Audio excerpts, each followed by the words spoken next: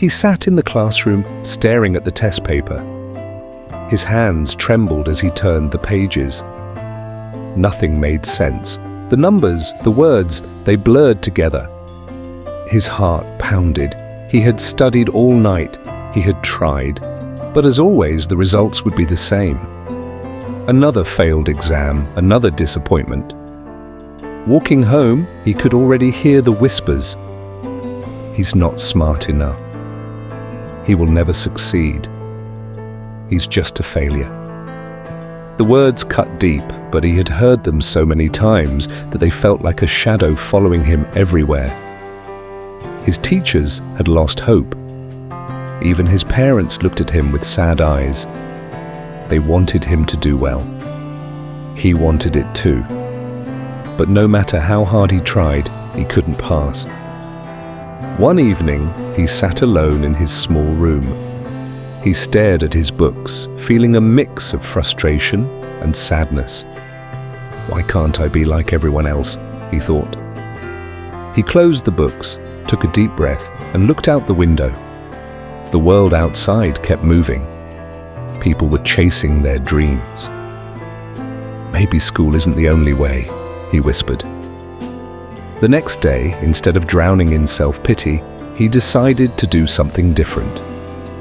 He borrowed an old laptop and started reading about people who had failed like him but still made it.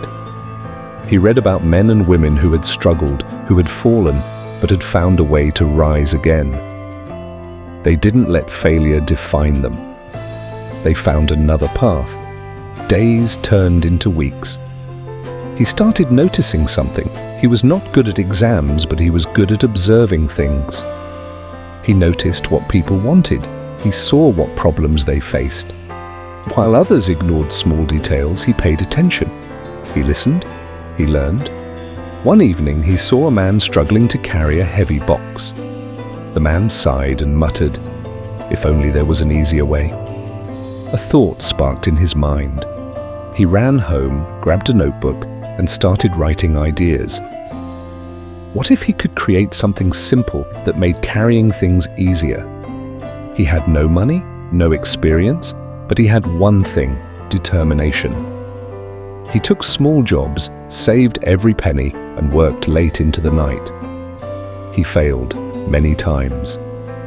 The first design broke, the second didn't work. People laughed. They said he was wasting his time. But he kept going. One day, after many failed attempts, he finally created something that worked. It was small, simple, and effective. He showed it to a few local shop owners. They were impressed. "Can you make more?" they asked. That moment changed everything. He worked harder than ever, making each product better. Slowly, people started noticing. Orders increased. Then one day, an investor saw his product and offered to help him expand. It felt like a dream. The boy who had failed every exam was now building a business. Years passed, his business grew. The same people who once laughed at him now admired him. He was no longer the failure. He was a successful entrepreneur, a billionaire. Not because he was the smartest in school, not because he had the best grades, but because he never gave up. One day, he returned to the same school where he had once felt so small. He stood in front of the students and shared his story. "Failure is not the end," he said. "It's just a step. If you fall, get up. If you fail, try again. Success is not about how many times you fall. It's about how many times you stand back up."